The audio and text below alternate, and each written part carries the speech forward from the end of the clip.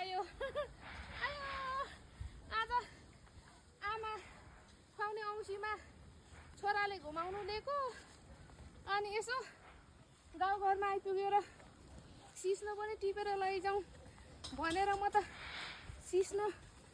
टिप्नुको तयारीमा पो छु त हौ साथीभाइहरूलाई अर्ग्यानिक सिस्नो खानु पर्यो नि साथीभाइ हो लु